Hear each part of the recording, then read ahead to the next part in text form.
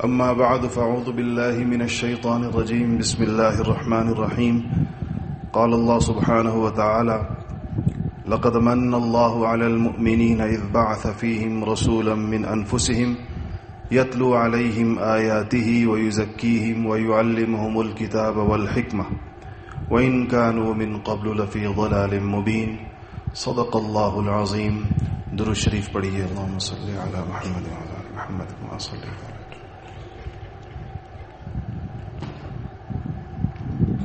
عزیزان گرامی،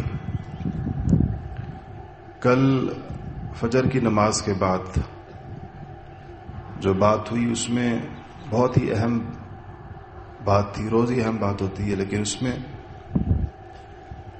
ایک جملہ ارشاد فرمایا گیا کہ ایمان کی آبیاری کرے. اس دور کا ایک انسان کی طرف جو متوجہ سب سے اہم فریضہ ہے، جس کے اوپر اس کی دنیا اور آخرت کا مدار ہے، تو وہ ایمان کی آبیاری ہے. اور دوسری بات اس میں دجل کے حوالے سے حضرت نے ارشاد فرمائی کہ دنیا تقسیم ہو رہی ہے اور دجل کے مختلف مظاہر اور نمونے ہمارے سامنے آ رہے ہیں، اور جب اس طرح کے آثار شروع ہو جائیں تو کچھ پتہ نہیں کہ دجال اکبر کب نکلا.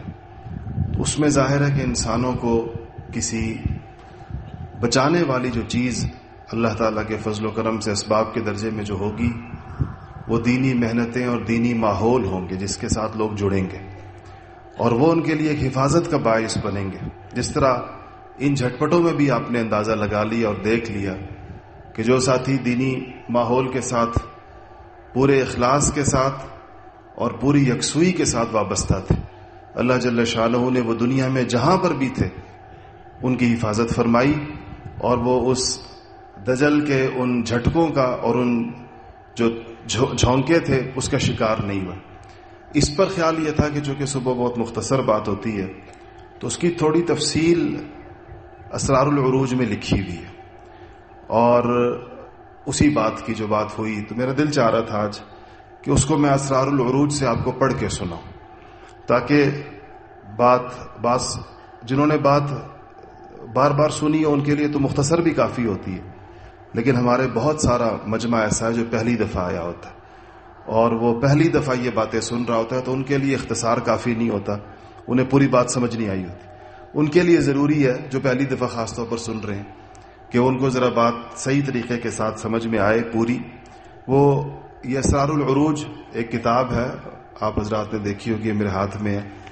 اس کو آپ میں سے جو لوگ ذوق رکھتے ہیں دینی محنت کو صحیح معنوں میں کرنے کا اور اپنی صلاحیتیں اور اپنا وقت بچانا چاہتے ہیں، کسی ایسی چیز میں نہیں لگانا چاہتے جس پر بعد میں بندہ پچھتائے اور مایوس ہو بعد میں کہ یہ تو میں نے تو بڑی محنت کی، نتیجہ نہیں نکلا، اور میں نے تو بڑا کام کیا، فائدہ نہیں ہوا، یہ ایک عمومی مسئلہ پیش آتا ہے. ان کو میرا مخلصانہ مشورہ یہ ہے کہ آپ اسرار العروج کا مطالعہ ضرور کریں، اور اگر آپ کو سمجھ میں نہ آئے تو کسی سمجھدار آدمی کے ساتھ بیٹھ کر 2-3 صفحے 4 صفحے ایک مبحث بھی اس کا پڑھ لیں ایک وقت کے اندر. اگر آپ رواں مطالعہ پوری کتاب کا نہیں کر سکیں گے، اتنی اس میں بہت اہم باتیں ہیں، وہ اتنی تیزی کے ساتھ پڑھنے کی نہیں ہے جس طرح کوئی سرسری سی کتاب پڑھی جاتی ہے، غور و فکر کے ساتھ پڑھنے والی چیز ہے، تو اس کا بہت انشاءاللہ آپ کو فائدہ ہوگا.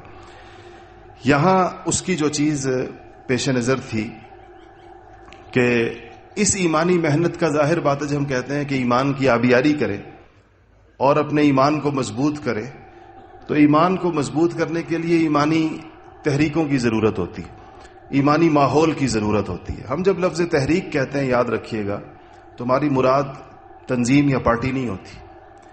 ایک تنظیم ہوتی ہے، پارٹی ہوتی ہے. یہ تحریک کا مطلب ہوتا ہے کسی کچھ خاص صفات کو، کچھ خاص چیزوں کو، عقائد کو، تقوی کو، ایمانیات کی چیزوں کو ایک جوش و خروش کے ساتھ معاشرے میں جو پیدا کرنے کی کاوش ہے، یہ تحریک ہے. یہ کسی بھی عنوان کے تحت ہو سکتی ہے، یہ کہ کوئی مخصوص چند ایک انتظامی قسم کی صرف جماعت کا نام نہیں ہوتا، بلکہ یہ ایک دعوت ہوتی ہے، یہ ایک ماحول ہوتا ہے، یہ ایک فضا ہوتی ہے جو قائم کی جاتی ہے. تو اس کے لیے یہ سوال پیدا ہوتا ہے کہ ظاہر ہمارے سامنے سب سے بڑا نمونہ حضرات انبیاء علیہ الصلوۃ والسلام کی زندگی ہیں، اور انبیاء ہی کے کام اصل کام ہے، اس سے جتنی مشابہت جس کام کی ہوگی وہ اتنا زیادہ نتیجہ خیز ہوگا، اور جو انبیاء کی زندگیوں سے جتنا ہٹا ہوا کام ہوگا، ظاہر بات ہے کہ وہ جب نبی سے کام ہٹ گیا، نبی کے طرز سے اور ان کے لائے ہوئے طریقے سے، تو ظاہر ہے کہ وہ پھر نفس اور شیطان کے حوالے ہو گیا. دو ہی صورتیں ہیں، کوئی درمیان کی شکل تو ہے نہیں. تو یہاں کہ اس بات پر ہمیں تو بات ہوتی رہی کہ انبیاء علیہ الصلوۃ والسلام جو دنیا میں آتے تھے تو وہ عدل و قسط کا نظام قائم کرتے تھے.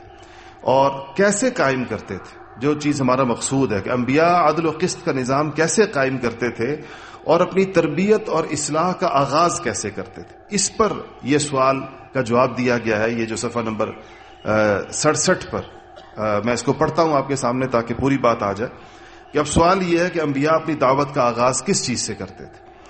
اس کا جواب اوپر پوری بحث گزر گئی اس آیات کے ذیل میں، جو آیت میں نے بھی آپ کے سامنے تلاوت کی. ربنا وابعث فیہم رسولا من انفسہم یتلو علیہم آیاتہ ویزکیہم ویعلمہم الکتاب والحکمہ.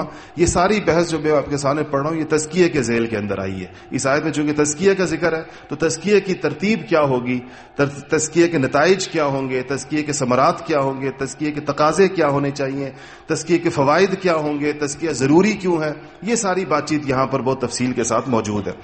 تو کہا کہ اس میں اس کا گزر چکا ہے، اور جس کے بارے میں پہلے بتا چکا ہوں کہ آیات سے مراد وہ دلائل و براہین بھی ہیں جو اللہ تعالیٰ آخرت اور رسالت پر جو اللہ تعالیٰ اور آخرت اور رسالت پر ایمان رکھنے کی دلیل ہیں.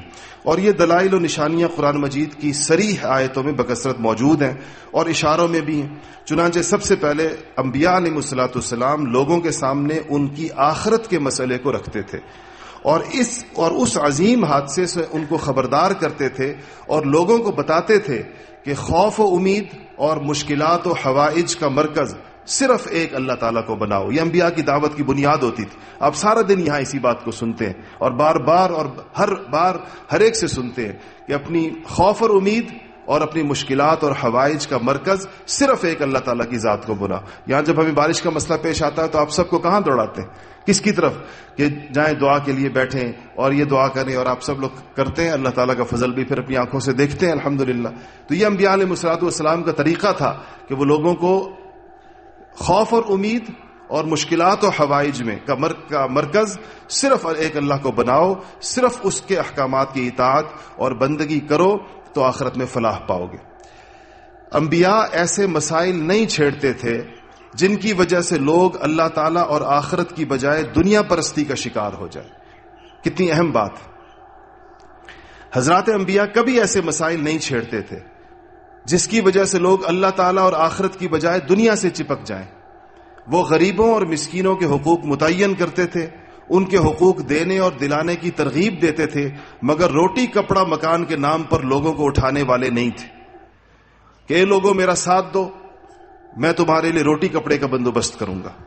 انہوں نے ظالم کے ہاتھ کو روکنے اور رکوانے کی کوشش کی مگر مظلوموں کے سامنے دنیا داری کی کوئی بات نہیں رکھی. عرب کا سرحدی علاقہ یمن، نبی کریم صلی اللہ علیہ وسلم، یہ جو اب بات ہو رہی ہے یہ آج قوم پرستی کی فضا ملک کے اندر بہت زیادہ بنی ہوئی ہے. اس فضا میں اس کو بہت سمجھنے کی ضرورت ہے. بڑی براہ راست متعلق ہے ہم سے یہ چیز کہ عرب کا سرحدی علاقہ یمن نبی کریم صلی اللہ علیہ وسلم کی پیدائش سے تھوڑا پہلے کسرا کے قبضے میں تھا، اور پہلے حبش کے قبضے میں تھا، اور اس کا گورنر ابرہا عین عرب کے دل مکہ مکرمہ میں آیا اور بیت اللہ کو گرانا چاہا. اس سے اندازہ لگایا جا سکتا ہے کہ عرب کے آس پاس کے علاقے غیر ملکیوں سے کس قدر مغلوب تھے. پھر جب نبی کریم صلی اللہ علیہ وسلم کو اللہ نے مبعوث فرمایا اور آپ کی نبوت و بعثت کی خبر فارس کے بادشاہ کو پہنچی تو اس نے اپنے گورنر بازان کو، جو اس نے یمن میں مقرر کیا تھا، اس کو پیغام بھیجا کہ تم اس آدمی کے پاس جاؤ جو نبوت کا دعویٰ کرتا ہے اور اس سے کہہ دو کہ وہ اس دعوے سے باز آ جائے، نہیں تو اس کو پکڑ کر میرے پاس لے آؤ. اس سے اندازہ ہوتا ہے کہ رسول اللہ صلی اللہ علیہ وسلم کے عہد مبارک پر میں عرب کی سرحدوں پر غیر ملکی فارس کے قبضے نے عرب کے لیے کس قدر سنگین مسائل پیدا کیے تھے، لیکن آپ نے اس مسئلے کی بنیاد پر قوم کو منظم کر کے نہیں اٹھایا. اگر انبیاء علیہ الصلوۃ والسلام خصوصاً نبی کریم صلی اللہ علیہ وسلم معاشی بدحالی میں روٹی کپڑا مکان کے نام پر یا چوری ڈکیتی اور بدامنی کے حالات میں امن کے نام پر یا غیر ملکی قبضے کے خلاف لوگوں کو جنگ کے نام پر اکساتے تو اس طرح کی تمام تحریکات سے قوم اور لوگ بڑی آسانی سے منظم ہو سکتے تھے. اگر وہ یہ سوچتے کہ اس طرح کے مسائل چھیڑ کر قوم و ملک یا لوگوں کی منظم بھیڑ کو قوم اور ملک یا لوگوں کی بھیڑ کو منظم کیا جائے پھر اس کے بعد اسلام کو نافذ کیا جائے تو سرسری عقل کی روح سے یہ تدبیر بڑی آسان معلوم ہوتی ہے، اور اپنی قوم اور رشتہ داروں سے بغیر کسی زیادہ مزاحمت کے آسان راستے سے بڑی آسانی سے اسلامی انقلاب کی شکل نظر آتی ہے۔ لیکن سچی فطرت اور عقل کہتی ہے کہ اگر وہ ایسا کرتے تو یہ فطرت، جو انبیاء نہیں کر سکتے تھے، تو یہ فطرت اور اللہ کے اٹل اور محکم قوانین کے خلاف ہوتا۔ تو انبیاء تو اللہ کے قوانین کے خلاف نہیں کرتے، کیونکہ ایسے مسائل پر اٹھنے والی تحریک کبھی بھی کسی شخص کو آخرت اور اللہ تعالی والا باکردار اور سچا انسان نہیں بنا سکتی۔ جب دعوت ہی غلط ہو، لوگوں کو اگر قوم پرستی کے نام پر اٹھایا جا رہا ہے، اگر لوگوں کو صرف ان کے معاشی مفادات کی بنیاد پر اٹھایا جا رہا ہے، اگر لوگوں کو ان کے دنیاوی مسائل کی بنیاد پر اکٹھا کیا جا رہا ہے کہ اکٹھے ہو جاؤ تمہارا دنیاوی مسئلہ صرف حل کریں گے، مطمع نظر ہی یہی ہے صرف، تو اس سے باکردار لوگ کیسے پیدا ہوں گے؟ اس سے وہ لوگ کیسے پیدا ہوں گے؟ اس لیے کہ یہ سارے مسائل دنیاوی مفادات سے تعلق رکھتے ہیں۔ ایسے مسائل فوری طور پر اٹھ سکتے ہیں، لیکن ایسی تحریک لوگوں کو اللہ والا اور آخرت والا بنانے کی بجائے دنیا پرست اور شیطان کا پیروکار بناتی ہے۔ آگے ایک سوال پیدا ہوتا ہے، اس کا جواب دے دیا گیا کہ قومی مسائل کا حل کرنا ضروری ہے۔ اس کا مطلب یہ نہیں کہ ہم قومی مسائل پر کوئی نظر ہی نہیں ڈالیں گے کبھی، یہ مطلب نہیں ہے اس بات کا۔ اس کو اپنا مطبع نظر آخری ہدف اور بنیاد نہیں بنائیں گے۔ وقتی ضرورت کے تحت 100 باتیں اٹھتی رہیں گی، اور اس کو آپ دیکھتے بھی رہتے ہیں۔ یہاں پر کوئی جرگہ ہو سکتا ہے کہ کسی سے مذاکرات ہو سکتے ہیں، کسی سے بات ہو سکتی ہے، کوئی مسئلہ حل ہو سکتا ہے، تو اس کی جواب دیا گیا ہے کہ قومی مسائل کا حل کرنا ضروری ہے، لیکن ان مسائل کی بنیاد پر اٹھائی جانے والی تحریک ایمانی اور بنیادی تحریک نہیں ہو سکتی، بلکہ وقتی اور عارضی ہوتی ہے۔ جب یہاں کرونا کا مسئلہ اٹھا تو جس زور کا فتنہ ہوتا ہے اسی زور سے اس کے تدارک کی ضرورت ہوتی ہے۔ تو ہمارے بعض ساتھیوں کو خیال ہوتا تھا کہ شاید یہ بہت زیادہ ہم زور و شور کے ساتھ ایک چیز کے پیچھے لگ گئے ہیں، شاید کوئی اپنے اصل کام کو چھوڑ کر اس کے پیچھے لگ گئے۔ اصل کام کو نہیں، جو وقتی تقاضا ہے اس وقت کا تقاضا یہی ہوتا ہے، اور وہ تقاضا فتنے کی قوت کے بقدر رد عمل ہوتا ہے۔ اگر فتنہ معمولی ہلکی ہلکی سروں کے اندر ہے تو پھر اس کا جواب بھی ہلکی ہلکی سروں میں دے دیا جاتا ہے۔ اگر وہ اشاروں کنایوں کے اندر ہے تو اس کا جواب بھی اشاروں کنایوں میں دے دیا جاتا ہے۔ لیکن جب وہ ایک طوفان بلاخیز کی طرح آگے بڑھ رہا ہو تو پھر اس کا مقابلہ بھی پوری قوت کے ساتھ، جتنی اس کو اللہ پاک نے کسی کو توفیق دی ہے اس طرح کرنا چاہیے۔ ہاں جب وہ گزر جاتا ہے تو پھر ظاہر ہے اس کو تذکرہ بھی کم ہو جاتا ہے، اتنی ضرورت نہیں رہ جاتی باقی اس چیز کی۔ تو لکھا ہے کہ یہاں کے حضرت نے لکھا ہے کہ میرا مطلب ہرگز یہ نہیں ہے کہ جب قوم کو کوئی مسئلہ درپیش ہو، مثلاً اس میں چوری ڈکیتی عام ہو، یا قوم پر کوئی دشمن چڑھ آئے، یا اس طرح کوئی اور مسئلہ پیش آئے، تو ایسے درپیش مسائل کا دفاع نہ کرے اور اس کا حل تلاش نہ کرے، بلکہ ایسے درپیش مسائل کا حل ضروری ہوتا ہے، اور یہ قوم کی ذمہ داری ہوتی ہے کہ وہ ایسے مسائل کو حل کرے۔ خود نبی کریم صلی اللہ علیہ وسلم نے ایسے قومی مسائل میں بھی لوگوں کے ساتھ شرکت فرمائی ہے، اور اس کے بعد یہاں پر وہ حلف الفضول کا واقعہ لکھا ہوا ہے کہ وہ حضور نے اس حلف کے اندر شرکت کی تھی، کیونکہ ایک مظلوم آدمی تھا، مکہ کے اندر آیا اور عاص بن وائل نے اس کا سامان تجارت لے لیا اور پیسے نہیں دیے اس کو۔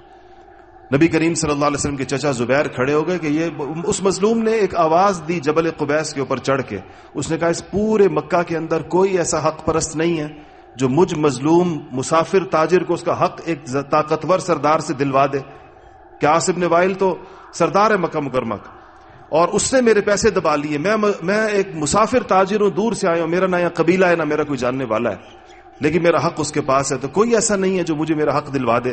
حضور کے چچا نے کہا کہ اس کی آواز پر اکٹھا کیا لوگوں کو اور کہا کہ یہ ہم بیت اللہ کے مجاور ہیں، ہم اسماعیل کی اولاد ہیں، یہ اللہ تعالیٰ نے اپنے کعبے کی تولیت ہمیں عطا فرمائی ہے، ہمارے یہاں ایک مظلوم تاجر مسافر جو کہیں اور سے آیا ہے اس کا حق اس طرح دبا لیا جائے گا، کوئی اس پر آواز نہیں اٹھائے گا۔ اس پر ایک معاہدہ ہوا تھا جس کو حلف الفضول کہا جاتا ہے۔ نبی کریم صلی اللہ علیہ وسلم نے بہت بعد میں فرمایا کہ اگر قریش آج بھی میرے ساتھ حلف الفضول کی طرح کا کوئی معاہدہ کرنا چاہیں، جب قریش سے جنگیں ہو رہی تھی، تو میں آج بھی ان کے ساتھ کرنے کو تیار ہوں، کیونکہ یہ تو ایک اچھی بات تھی کہ ہم کسی مظلوم کا ساتھ دیں گے چاہے اس کا ساتھ دینے والا کوئی نہ ہو، طاقتوروں کے مقابلے میں مظلوم کے ساتھ کھڑے ہوں گے۔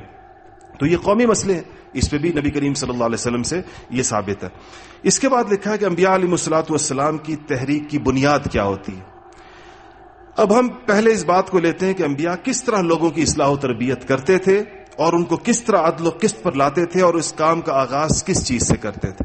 یہ میں اس لیے آپ کے سامنے یہ تحریر پڑھ رہا ہوں باقاعدہ کہ آپ کو پتہ چلے کہ یہاں جو نظام تربیت آپ کے لیے بنایا گیا ہے یہ ایسے کوئی سرسری اور سطحی سی بات نہیں ہے کہ بس کیف متفق کچھ چیزیں آپ کو کہہ دی جاتی اس طرح کر لو اس طرح کر لو۔ یہ طویل سوچیے، اس کتاب کم سے کم مجھے پورا صحیح نہیں معلوم لیکن یہ شاید 30 سال پرانی تو شاید ہوگی، 25-30 سال پرانی شاید ہوگی، تو یوں زمانے، لیکن آپ دیکھیں گے کہ وہی کی وہی چیز آج آپ کو عملی طور پر اس نظام تربیت میں انشاءاللہ نظر آئے گی۔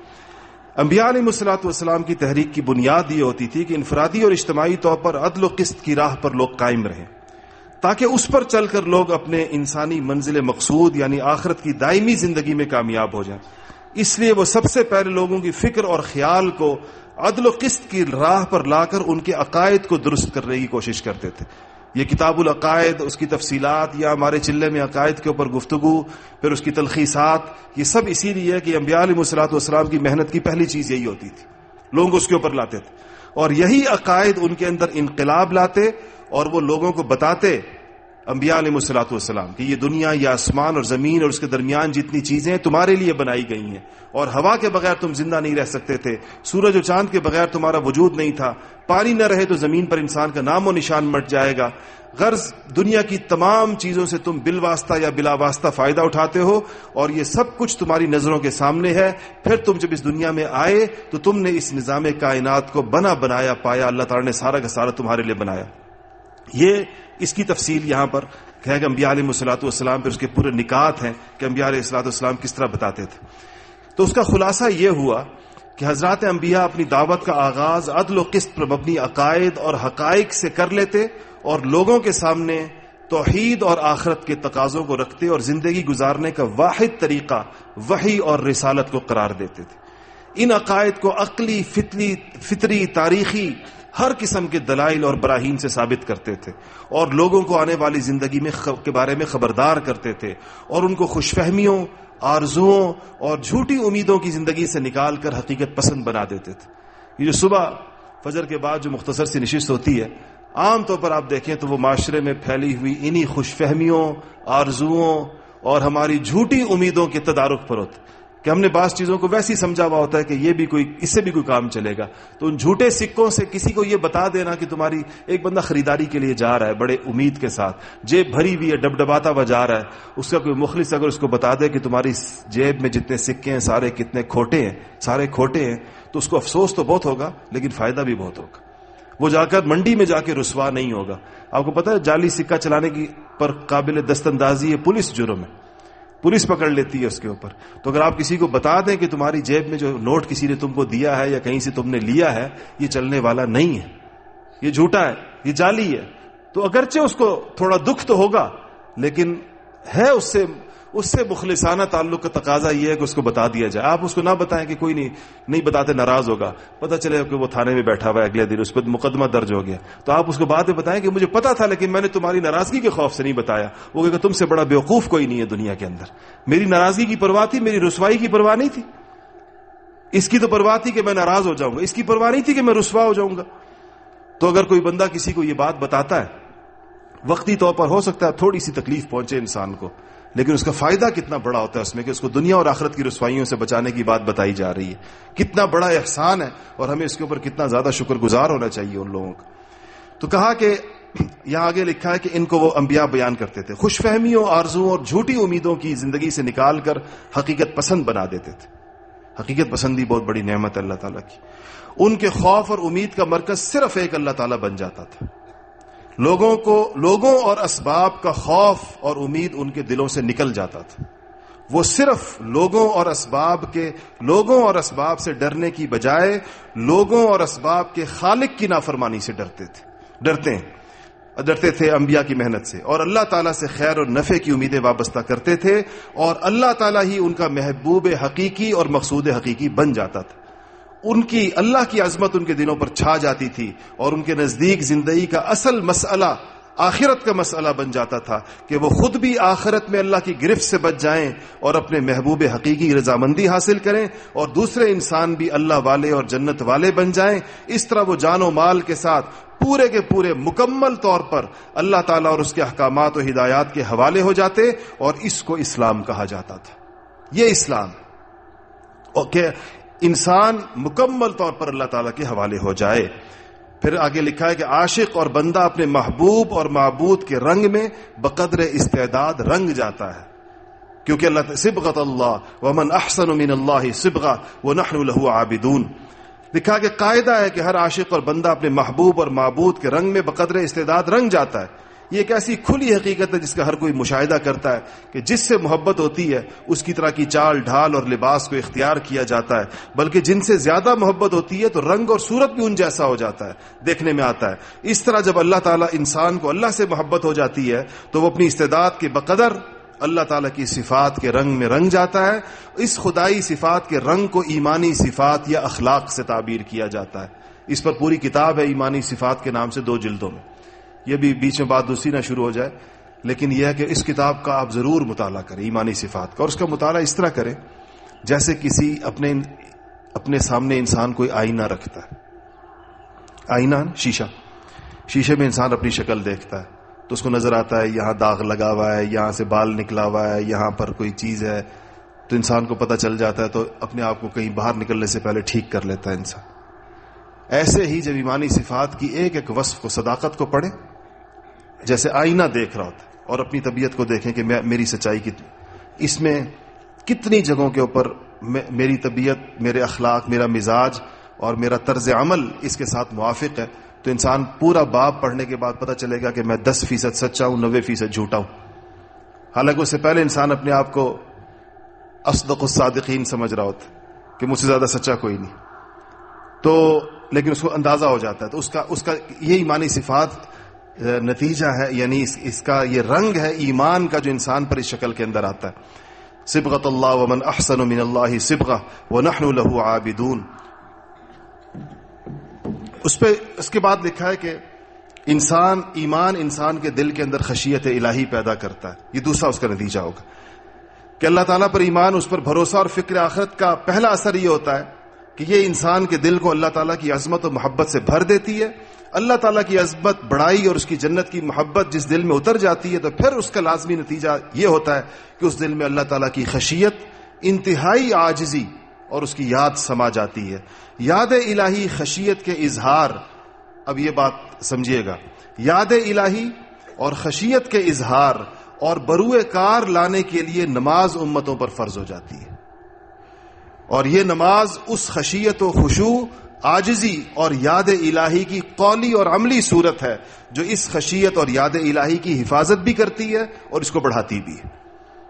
اس لیے اگر کسی دینی محنت میں آپ نماز سے پہلو تہی دیکھیں نا کہ بیانات تو خوب زوردار ہیں اور باقی بھی سب انتظامات شاندار ہیں، نماز کے اہتمام کے اندر اگر کمی ہے تو اس سے پتہ چلتا ہے کہ کوئی روح کا مسئلہ ہے اس پورے کام کی، کہ نماز کا اہتمام کیسے دور جا سکتا ہے۔ یہ نہیں کہ ساری رات جلسہ چلتا رہے اور فجر کے وقت کے اندر ویرانیاں اور بے رونقیاں ہو، پتہ چلے وہ شرکائے جلسہ کہاں ہے نماز کے وقت میں، تو جی وہ چونکہ ساری رات تو جلسہ سنا ہے تو فجر کے وقت سو رہے ہیں۔ سمجھنا اس بات کو، یہ ایسے معمولی بات نہیں ہے، اس کو بہت بڑی بات ہے اور شاید ہماری بہت ساری ناکامیوں کی وجہ ہے۔ جب انسان ایمان اور نماز انسان کو ذمہ دار، وقت کا قدردان اور محنتی بناتی ہے، جب انسان کے دل پر اللہ تعالیٰ کی عظمت اور محبت چھا جاتی ہے اور اس کو آخرت کی فکر لگ جاتی ہے، اور نماز اس تخم میں ایمانی کی آبیاری کر کے، آج وہ جو کل والی بات ہوئی تھی میں نے کہا اس کی، اس تخم میں ایمانی کی آبیاری کر کے نور ایمانی کو بڑھا دیتی ہے۔ اس پر بھی یہ نماز کس طرح نور ایمان کو بڑھاتی ہے اور نماز کا طریقہ کیا ہے، خشوع کیسے پیدا ہوگا، اس پر حضرت کتاب الصلاۃ کے نام سے مستقل کتاب الصلاۃ، اس کو پڑھ لیں تاکہ ہمیں پتہ چلے کہ ہماری نماز ہے یا نہیں ہے، ایسی نماز کے نام پر اٹھک بیٹھک نہ ہو کہیں ہماری۔ تو جب ان نور ایمانی کو بڑھا دیتی ہے تو ایسا نمازی سخت ذمہ دار اور بڑا محنتی بن جاتا ہے، اور وقت کا قدردان ہو جاتا ہے. اللہ ہمیں قدرداری نصیب فرمائے. 4-5 دن رہ گئے ہیں صرف اس عشرے، کیونکہ اس کو یہ خوب معلوم ہوتا ہے کہ اللہ تعالیٰ کی خوشنودی اور آخرت کی تیاری کے لیے یہی دنیا کی زندگی ہے. تو ایسے شخص کے لیے کیسے ممکن ہے کہ وہ اپنی زندگی فحش اور منکرات میں گزارے، بلکہ اس کے لیے تو زندگی کا ایک لمحہ بھی کسی فضول بات یا فضول کام میں لگانا اتنا مشکل ہوتا ہے گویا کہ وہ ایک لمحہ آگ میں گزار رہا ہے. بلا شبہ آخرت کو ماننے والا شخص نہ اپنے وقت کو ضائع کرتا ہے، نہ وہ اس کو بلا ضرورت نیند اور غفلت میں گزارتا ہے، نہ وہ اپنے وقت عزیز کو گپ شپ اور فضول کاموں باتوں یا کاموں میں لگا سکتا ہے. اللہ تعالیٰ کے ارشاد ہے قد افلح المؤمنون الذین هم فی صلاتهم خاشعون والذین هم عن اللغو معرضون. بے شک فلاح پائی ایمان والوں نے. ایمان صرف کوئی دعوے کی چیز نہیں، بلکہ ایمان والے وہ لوگ ہوتے ہیں جو اپنی نماز میں خشوع اور عاجزی کرنے والے ہوتے ہیں، اور جو لغو اور بیہودہ باتوں سے اعراض کرنے والے ہوتے ہیں. مطلب یہ کہ وہ اس قدر سنجیدہ ہوتے ہیں کہ جو چیز بھی اللہ تعالیٰ اور اس کی خوشنودی سے غافل کرنے والی ہو، وہ ہمیشہ ایسے مشاغل اور باتوں سے احتراز کرنے والے ہوتے ہیں. اب ایمان کی بات بھی ہو گئی، نماز کی بات بھی ہوگی. تیسری بات، ایمان اور نماز انسان کے اندر رحم کے چشموں کو ابالتی ہے. سمجھے آپ اس بات؟ ایک عنوان ہے لیکن کتنی بڑی بات ہے کہ جب ایمان اور نماز، ایمان اور اس کے نماز کے بعد اور اس کے ثمرات کیا کہ انسان کے اندر رحم کے چشمے ابلتے ہیں، ہمدردی، خیرخواہی اور رحم دلی کے جذبات پیدا ہوتے ہیں. ایمان اور نماز کے ذریعے جب انسان اللہ تعالیٰ سے مربوط ہو جاتا ہے تو اللہ تعالیٰ کی صفت رحمانیت اور رحیمیت اس کے دل کے اندر رحم کے چشمے ابال دیتی ہے. پھر ایک طرف اس کے اندر اللہ تعالیٰ کی عشق و محبت کی پیاس بڑھ جاتی ہے، اور دوسری طرف یہی رحم اس کو اللہ تعالیٰ کے بندوں سے مربوط کر دیتا ہے. لیکن یہ مربوط کرنا نفسانی تعلقات نہیں ہوتے، یہ وہ رحم کے جذبات کا نتیجہ ہوتا ہے جس کا. ورنہ تعلقات دنیا میں لوگوں نے بہت سے بنائے ہوئے ہیں. ہر جگہ تعلق کا باعث جذبہ ترحم نہیں ہوتا، بلکہ بعض اوقات وہ مادی اور نفسانی رشتے ہوتے ہیں. یہ وہ دوسری بات ہو رہی ہے کہ یہ جو بندوں سے، اللہ کے بندوں سے بندہ مربوط ہوتا ہے، وہ یہ جذبہ رحم اس کو مربوط کرتا ہے ان کے ساتھ. اس جذبہ رحم کے استعمال اور بروئے کار لانے کے لیے اس پر اللہ تعالیٰ کی طرف سے بندوں کے حقوق عائد ہوتے ہیں. ان حقوق میں سے ایک اہم فریضہ زکوٰۃ کا ہے. دیکھیں کیسے مربوط ہے یہ پورا کا پورا دین، کیسے ایک چیز کا دوسری چیز کے ساتھ تعلق ہے. اس طریقے سے اس کو انسانیت کے سامنے رکھیں تو کون اس کا انکار کرے گا؟ دنیا کو جا کر بتائیں کہ اسلام یہ چیز ہے. ہم نے آج اسلام کے لوگوں کے سامنے کیا شکل پیش کی.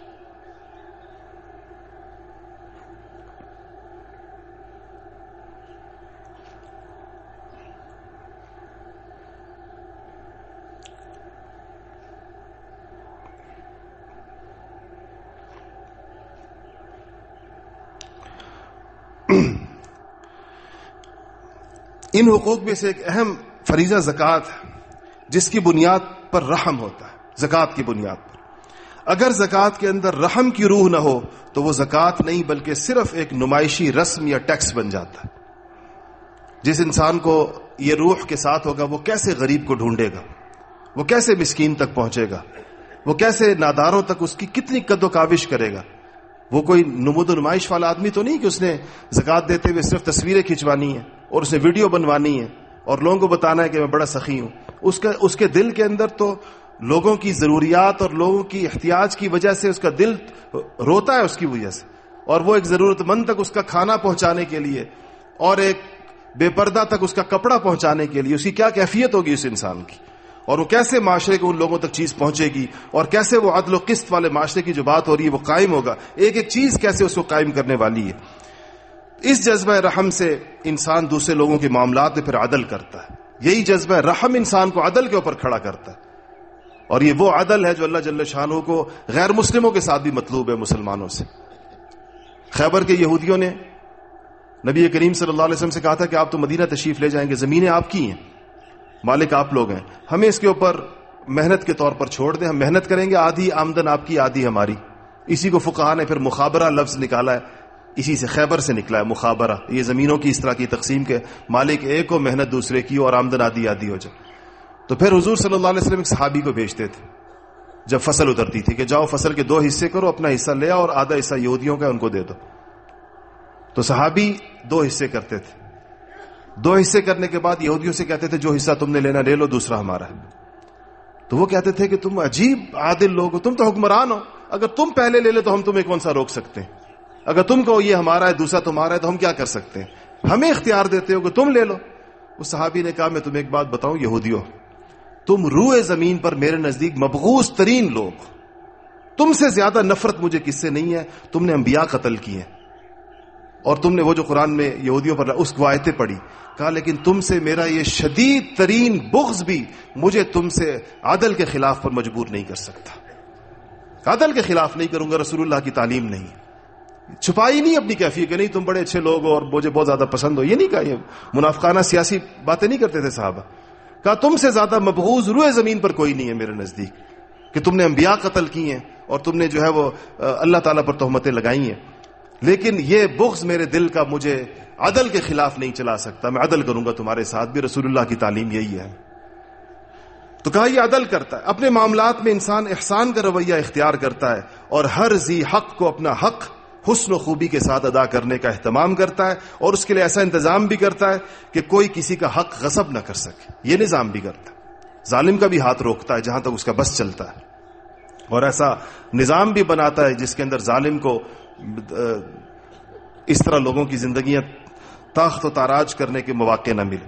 اس ایمان نماز و بندگی کی وجہ سے انسان رحم و عدل، صبر و شکر، امانت داری، حیا اور صداقت کا پیکر بن جاتا ہے. اللہ تعالیٰ اپنی کتاب میں مومن کے ان جذبات کو بروئے کار لانے کے لیے احکامات دے دیتے ہیں، اور انبیاء ان احکامات کی تعمیل کے طریقے سکھا کر مومنین کی جماعت کی ان نیک صفات اور اخلاق کو بروئے کار لاتے ہیں، اور اس طرح ایمان کی کھیتی اور باغ تیار ہوتا ہے. جب مومن اپنے ایمان اور اسلام کو ثابت کرتا ہے، جب مومن اپنے ایمان اور اسلام کو ثابت کرتا ہے تو اللہ تعالیٰ کے قانون کے مطابق کفر و باطل خود بخود نیست و نابود ہو جاتا ہے، اور وہ تباہی کے دہانے پر پہنچ کر یا تو آسمانی پانی اور پتھروں کے نیچے دب جاتا ہے، اور یا مومن کی تلوار سے اس جھاڑی کو کاٹ دیا جاتا ہے جو انسانیت کے لیے نقصان دہ ہوتی ہے. ترتیب سمجھ رہے ہیں آپ لوگ؟ اس ترتیب کو سمجھے بغیر انسان اگر شور شرابہ کرے گا اور بھاگ دوڑ کرے گا، پھر کہ نتیجہ نہیں ملا تو کیسے نتیجہ ملے گا؟ مذکورہ بالا اسلامی نظام کی تمثیل ایسی ہے کہ جیسے یہ بہت سمجھ میں آنے والی مثال ہے، اس کو بڑے غور سے سنیں. بس میں ختم کر رہا ہوں. بھئی اتنی دلچسپ مبحث ہے کہ میرا دل چاہ رہا ہے کہ میں 50 صفحے اور سناؤں، لیکن ظاہر ہے تھوڑا وقت محدود ہے، اور آپ لوگوں نے دعا بھی مانگنی ہے اور اپنے اور وہ بھی، تو اس لیے بس یہ آخری بات اس میں کرتا ہوں. لیکن اس کو آپ میں سے جن لوگوں کو اردو پڑھنی آتی ہے وہ ضرور پڑھیں، اور اطمینان کے ساتھ پڑھیں.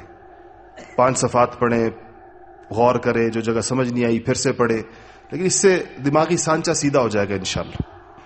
مذکورہ بالا اسلامی نظام کی تمثیل ایسی ہے کہ جیسے کوئی باغبان اور گٹھلی کو زمین میں دفن کر دیتا ہے.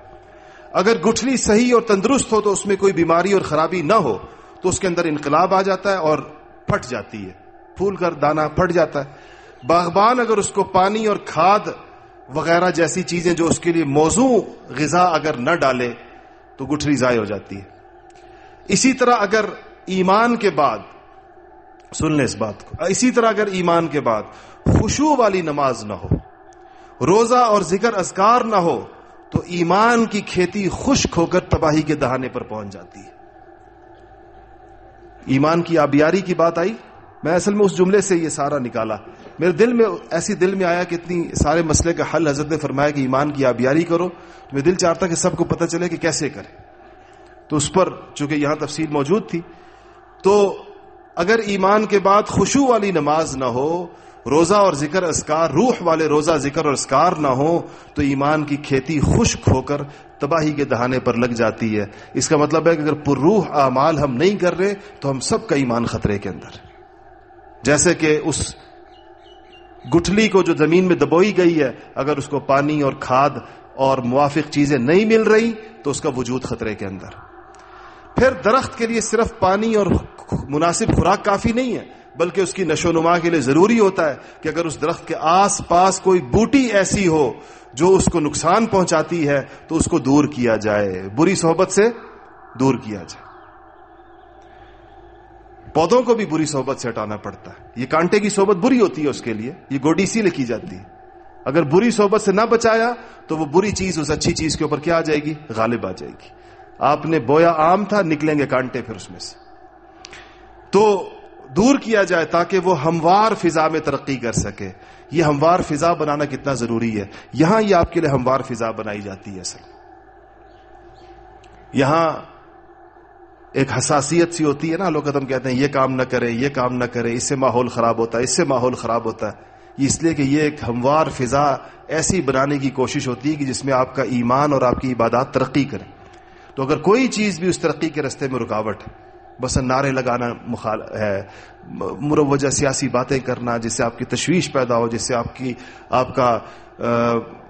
یکسوئی خراب ہو، جس سے، تو اس سے اس لیے منع کیا جاتا ہے. اور ہم سب کو اس کا لحاظ رکھنا چاہیے. سمجھے نا میری بات کو. تو اگر وہ آس پاس تو اس کو دور کیا جائے کہ ہموار فضا میں ترقی کر سکے. اس طرح جو درخت کی ان شاخوں کو بھی کینچی وغیرہ سے کاٹ دیا جاتا ہے جو درخت کے پھیلنے پھولنے میں رکاوٹ بن سکتی ہیں. کل میں نے آپ سے عرض کیا تھا نا، کچھ اچھے کاموں سے ہی بعض اوقات روک دیا جاتا ہے. تو شاخ تو اسی درخت کی ہوتی ہے، یہ کانٹے کی شاخ نہیں ہے، اسی درخت کی شاخ ہے. مگر اس کو کیوں کاٹ دیا ہے؟ اس کو اس لیے کاٹا ہے تاکہ باقی شاخیں اوپر آسمان تک جائیں. سمجھ رہے ہیں اس بات کو؟ اس لیے کاٹ دیا جاتا. اور جو درخت کے وہ اس کی ترقی میں رکاوٹ ہے، وہ اصل میں اس کا غیر نہیں ہے لیکن اس کی ترقی میں رکاوٹ ہے. اسی طرح ایمانی درخت کے لیے آس پاس کی بری صحبت زیادہ خطرناک ہوتی ہے. نیز دنیا کی محبت، حسد وغیرہ جیسی فضول جھاڑیاں، اور خود اس کے اندر جو بے اعتدالیاں ہوتی ہیں جو انسان خود نہیں سمجھ سکتا، اس کے لیے اس کو شیخ کامل چاہیے ہوتا. انسان خود نہیں بتا سکتا کہ میرے اندر کیا بے اعتدالی ہے، کوئی بھی نہیں بتا سکتا. اس کا دور کرنا سخت ضروری ہوتا ہے، ورنہ ایمانی درخت کی نشوونما اور اس کی ترقی اور اس کا تزکیہ نہیں ہو سکے گا. تیسری چیز جو اس درخت کی نشوونما اور اسے اپنے حد کمال تک پہنچانے کے لیے ضروری ہے، وہ یہ کہ جتنا جتنا درخت بڑھتا چلا جائے اسی قدر اس کے بڑھنے کے مواقع بھی اس کو فراہم کیے جائیں. یہ تربیت کتنا نازک کام ہے. مثلاً اگر انگور کا درخت ہے، آپ اس کو پانی بھی ڈالتے ہیں اور اس کے پاس سے ان بوٹیوں کو بھی دور کرتے ہیں جو اس کے نقصان دہ ہیں، اور اس کے اندر ضروری کاٹ چھانٹ بھی کرتے ہیں، لیکن اس کو بڑھنے کے مواقع فراہم نہیں کرتے.